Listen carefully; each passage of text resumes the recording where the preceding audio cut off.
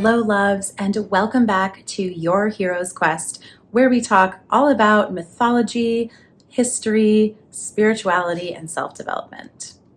Today's episode was slightly inspired by my birthday and just the thought of sort of getting older, aging, and really underlying that is immortality, regeneration, and transformation. This episode led me to magical cauldrons. There are so many cauldrons in mythology and in historical artifacts that have been found that are linked to transformation, regeneration, rebirth, death and rebirth, all of that. So that is the theme we are going to explore today. So what do you think of when you hear cauldron? Of course, I mean, for me, probably for everyone, our mind first goes to a witch stirring a cauldron over a fire, Halloween, a cauldron of some sort of magical potion. And of course, cauldrons were used up until, not that long ago as in kitchens as a pot to cook food in or over a fire. So they were not only a practical house tool, but definitely also used in magic, in alchemy, or brewing herbal potions for healing and all of this. So they've definitely played an important role in many different ways. But the interesting role to me is the sort of spiritual link. And that brings us to the first cauldron, and it is the cauldron of Ceridwen. And she is a Celtic goddess of inspiration, wisdom, creativity, and transformation. She is the biggest champion of transformation. So with this story, she was brewing this potion, and her brew gifts knowledge, wisdom, and inspiration. This is called Awen.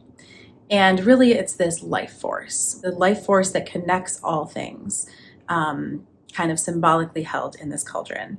And so her brew has to be brewed for exactly 1 year and 1 day. And she uses her servant boy, Gwion, sorry, sometimes I don't know how to pronounce these like Welsh names, to stir the potion because it needs to be constantly stirred. And what happens is a bit of it, she's making this potion for her son, who is like hideously ugly, but she thinks, oh, well, maybe I can, make him super wise instead. So it's intended for her son. The servant boy splashes some of the potion onto his thumb, exactly 3 drops. So he instinctively licks his thumb. He is the one now accidentally imbued with this magical potion. And Ceridwen, he runs from Ceridwen because she realizes what happens. And she chases him through their constantly changing forms until he turns into a grain of rice. She turns into a hen. She finds him and eats this grain of rice. She transforms back into herself and is pregnant and gives birth 9 months later to Taliesin. Taliesin ends up becoming the greatest bard, a gifted poet and musician known.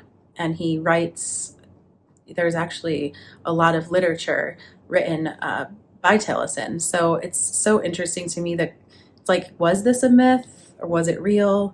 These figures exist both in mythology and some of them also in historical context. So, but yeah, so he becomes the greatest bard. He's the one that is gifted this incredible transformation. Really, the lesson I took from this myth is we should not, or cannot maybe, run from our transformation. I mean, I guess we can, but it's going to catch up to us. And especially if it catches us by surprise, we just have to surrender to it and lean in. And I think that the key to immortality is transformation. And I think about this with the serpent. It's a symbol that is so widely used across cultures and in mythologies and histories. But the snake sheds its skin constantly, right? And the snake doesn't really age. they're constantly going through this regeneration process, shedding the skin that is too tight for them, it doesn't fit anymore. And I think as humans, it's so difficult for us to do that. It's, you hear all the time, let go of what no longer serves you, just release it, start your new chapter. And it's so easy to tell someone that, but how do you really do that, right? It's like, how do we shed this skin that's too tight for us, this cloak that has become dull? It's not our truth. And I think the interesting thing is, I just read something about a butterfly and a caterpillar, and it's like, what makes is a caterpillar is on its little leaf. It has all its food it needs and everything. What makes it want to leave that comfort zone and become a butterfly? What's its impetus to do that? Well, it was always meant to become the butterfly. It was never meant to stay a caterpillar. The coding within it was always to become a butterfly. The same way a seed, the tiniest seed, has all of the codes within it to become the plant that it's meant to be. An acorn becomes a huge, massive, impressive oak tree. I was just in the sequoia forest for my birthday, and those trees are the biggest in the world. They're, indescribably huge, and they come from a seed, So all of the coding is already within you for your transformations, for where you're meant to go, for what you're meant to do. You simply have to listen to it and allow it to happen. The caterpillar, when it must get some sort of call, hey, you know what? Now it's time to leave this leaf. It's cocoon time. And it goes. It doesn't say, oh, I'm going to stay on the leaf. Or a seed that gets put in the soil and watered and all of that isn't like, I'm not going to sprout. I'm just going to stay a seed. It follows its natural order of that transformation, right? A rose sheds its petals and then it bears the rosehip fruit. It's all of this. Of course, the seasons, it's all linked. It's all connected. And as humans, we're part of all of this. So we too have to go through this process of transformations. I think it's also important to note the very act of stirring a cauldron is like blending the attributes of divine wisdom and inspiration with our personal cycles of life, death, and rebirth, which creates this sort of perfect brew of existence. And, cyclical circular motion is time. It's the zodiac. It's a clock is a circle, right? It's the zodiac is a wheel, and the stars move in this cyclical fashion. Our planets move in a circular fashion. The Wheel of Fortune card in tarot is that sometimes you're up, sometimes you're down. It's a constant wheel of moving, of rebirth, and that this cycle of life, death, and rebirth is happening here and now. And again, we mustn't fear death because it is constantly entwined in our lives as we let go of those things that have died and welcome in the new. And when a seed is in the dark soil, it's not dead. It's germinating. It's getting ready for spring. It's getting ready to bloom.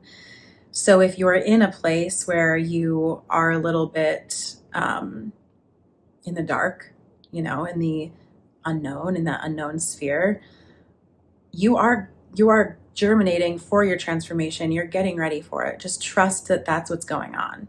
Water is constantly moving.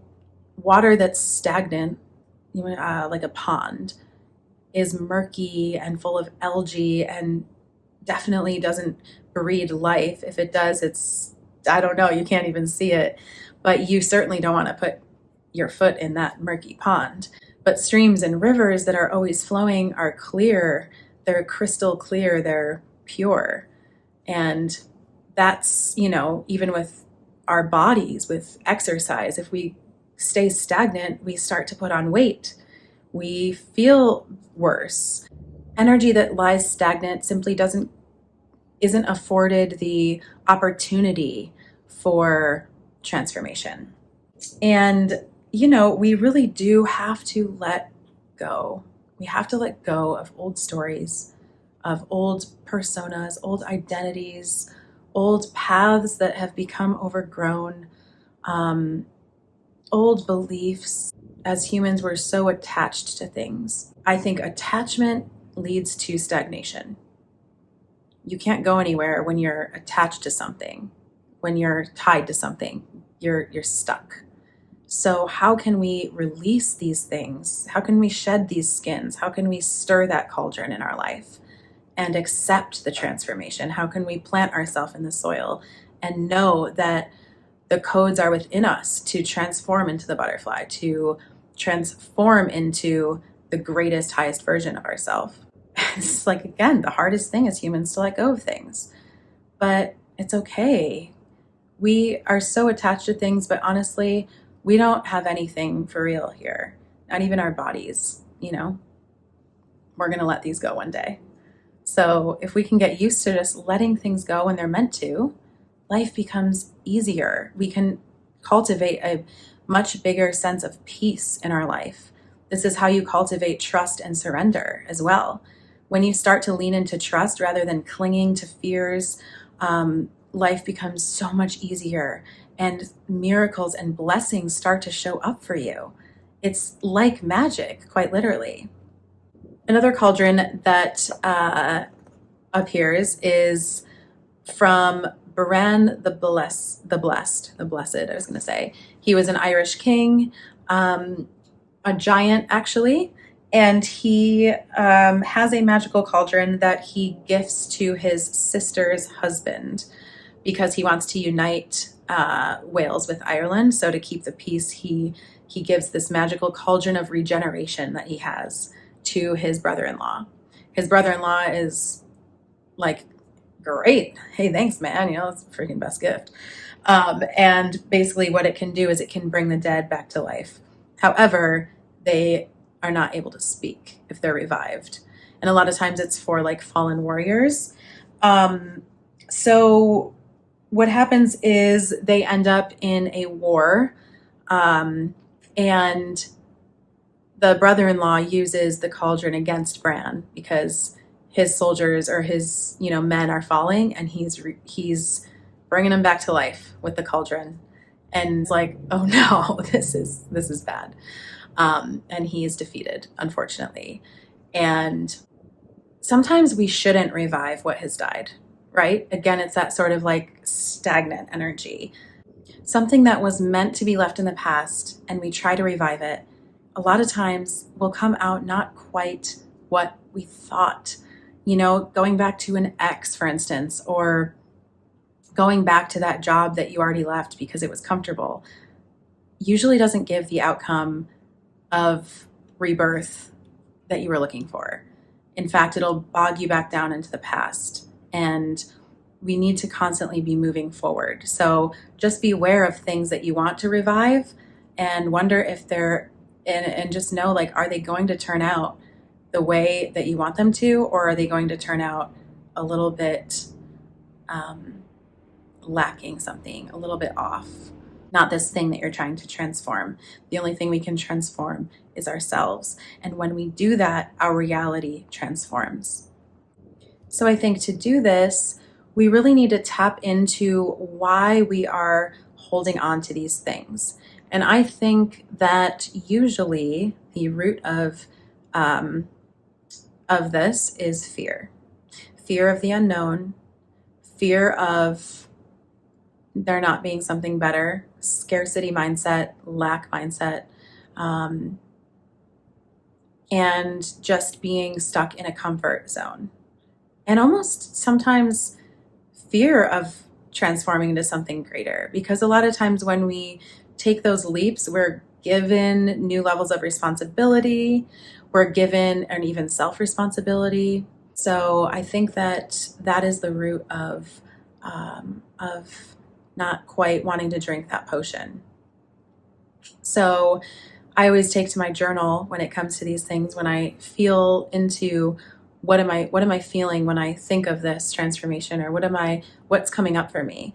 And that can lead you to write your own inner fears. Probably a lot of things come back to our childhoods, anything that was taught to us, these patterns that we end up replaying in our lives that are unconscious until we bring them into the light and look at them and recognize why we act certain ways, and just journaling on it, taking pen to paper, helps us get our unconscious thoughts out. So that is always a start. And then from there, it's seeing how you can show up differently and really taking those steps to embody these changes. Right then and there, almost unwittingly, you've participated in the act of self-transformation. You are showing up differently. You are acting differently. You are alchemizing yourself into a better version of yourself. And it's not an overnight process. It's not one day you wake up and you're so different and you're ready to just be this whole new person. It is gradual. It is a daily practice. It is a daily commitment. And, just as an acorn doesn't grow into a huge oak tree overnight, it does take time. So it also requires a sense of patience with ourselves, and always a sense of self-compassion and love through the process of the transformation.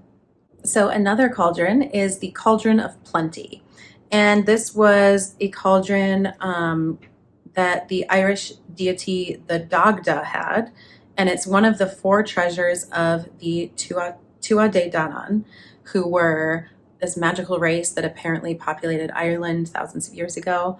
The Dagda was portrayed as a giant with a long black beard. He controlled the weather, the seasons, crops, time, life, and death. And he had this cauldron of plenty where everyone of good character could eat their fill from the cauldron that never ran out.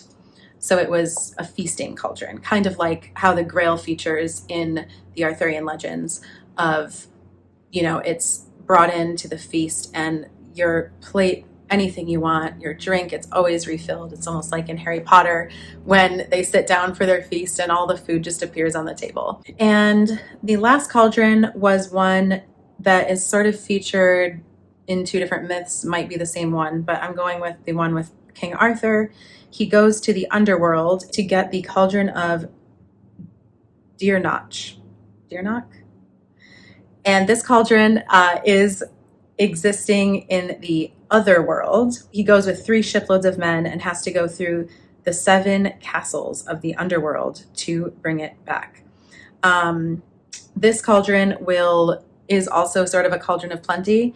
It will not boil the food of a coward, only that of a hero, which I think is a bit of a symbol. To have a transformation, you must be the hero of your myth. You have to be courageous. You have to take that self-responsibility. So the fact that this cauldron also comes from a timeless place sort of points to that idea of immortality, of regeneration, that perhaps immortality implies that, we are mortal, of course, or the seeking of immortality implies that we are mortal, that we are bound to time.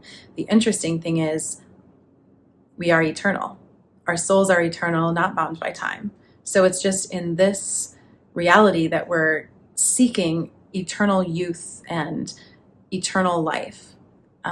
But maybe it is that spiritual knowing that is already what we have, what we are. We needn't fear this transformation because also, when you look at it, death is just a transformation into another realm, into something else, whatever you believe that to be. So if we can get comfortable with transforming every day, then we will truly start to shed all fears that we hold to. And so many people fear death. But like the death card in tarot, it almost never means actual death. It means transformation. So I think it's also sort of this mindset, this framework that we have, the same way we're so attached to time. So anyway, he travels through the 7 castles to get this to get this cauldron. And of course, 7 is a spiritual number. It's a link between the heavens and a link between man and the divine. This is also known as one of the 13 treasures of Britain. And this is an actual historical list, I think written in medieval times. There's these 13 treasures, many of them magical items that are supposedly historical. So I think that's super fascinating. What happened to these 13 treasures? We'll never know, probably.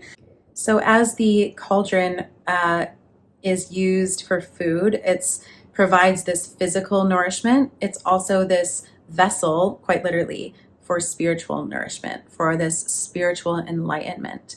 That is the point of the Grail stories that I always say. It's the Grail is the ultimate cauldron, and the loss of it from the world led to this wasteland. And it's these knights that go seeking for it. Really what they're seeking is spiritual enlightenment that brings the world back into balance, into this heaven on earth, into this world of plenty, of abundance that never withers. So when it comes to our birthday and feeling like we're getting older or scared of getting older, it is simply not true. Life is actually not linear. We live in a secular way that is kind of not taught, but is encoded in everything around us. So the key to staying young, the key to immortality is to be in flow with yourself, to take the transformations, to let go of what you don't need anymore, set it down. And again, if you can start to reprogram your mind to think about what is possible rather than what wasn't, what didn't happen, or all the things that are undesirable in your reality, and start to think about what is possible on the other side of your transformation, the answer is anything. We're limitless beings. We already are immortal.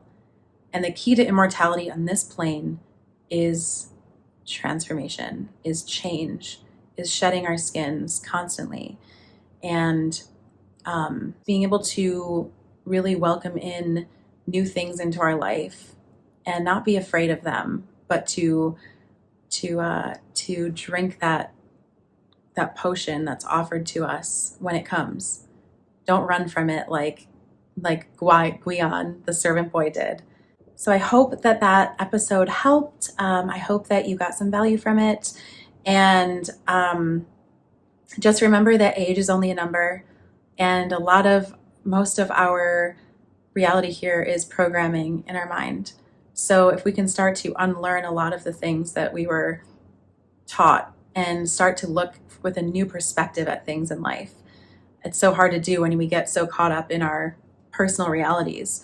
But there is just so much more that goes on. So much mystery and magic in the world, and so much alchemy at your fingertips for your life at all times. You always have the choice to turn lead into gold, to transmute your baser emotions, your baser feelings into best version of yourself.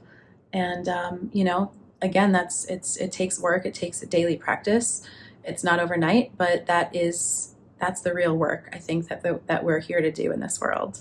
So let me grab my deck and we'll pull a card from the Hero's Dream Journey Oracle. A splendid torch, blaze brightly.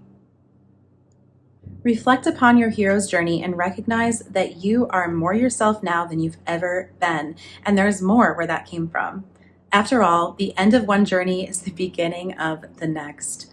But before you embark upon your next adventure, take a moment to acknowledge yourself for participating in this quest and for keeping your eternal flame of purpose burning bright. At this point, you don't have to wait for others to light your fire, because the permission you need has already been granted. Know that true joy comes from being a splendid torch that lights the way for others. I know how to light myself on fire, and I burn brightly as a celebration of life. I think that is beautiful, because you know what? That's a great point, is on the other flip side of transformation, we can maybe get so caught up in transforming that we don't take a moment to be grateful in the present moment and grateful for where we are right now, and really kind of give ourselves a hug and a pat on the back for how far we've come. We can get so caught up in the quest that we don't recognize just how far we have already transformed and come. And that really adds, that level of gratitude always adds to the process in the most beautiful way, and only can bring in more blessings by being grateful for the quest you're already on, for the transformations you've already undergone, and just for what a bright, beautiful light that you bring to this world, just as you are right now, and as you continue to cycle through into your most divine path. So I hope that episode served you. If it did, please give a thumbs up, give me a subscribe, let me know in the comments what you think, and I will see you in the next episode. So much love to you.